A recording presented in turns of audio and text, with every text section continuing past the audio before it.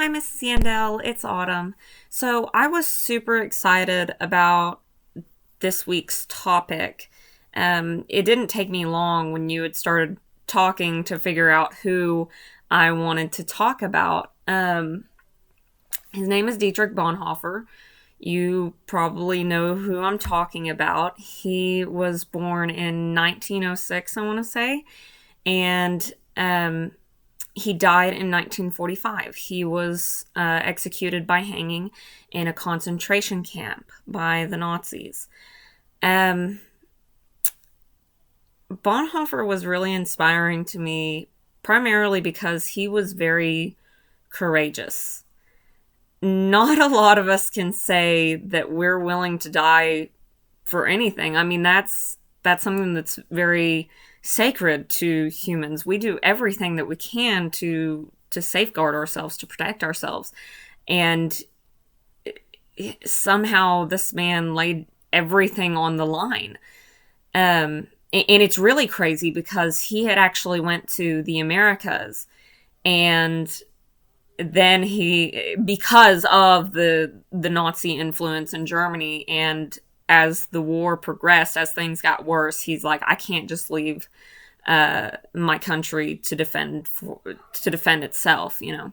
So he goes back to Germany, and he starts speaking out against them. He actually had a radio show that he was doing, and the Nazis found out about it in midair. They had actually cut him off, and eventually he was captured and he was sent to a concentration camp where, up until the moment he died, he was professing that the Nazis were wrong and that they were evil, but also he was proclaiming from a very young age the gospel.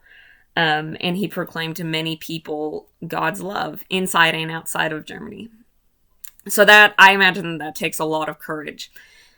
The second reason I think that Bonhoeffer is so incredible is that, again, it was sacrifice.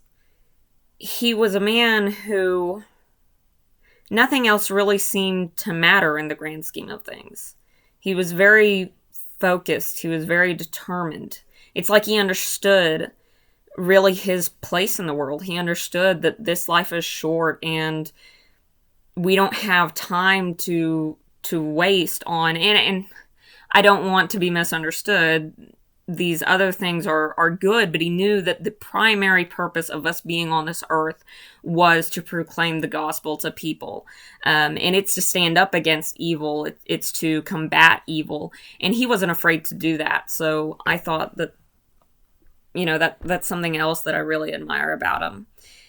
And finally, I think his love for God was very admirable. And I think his relationship in general with God was incredible too. Again, we don't like to just throw away our lives. So it tells me that relationship had to be pretty incredible if he was willing to be fed to the wolves for God.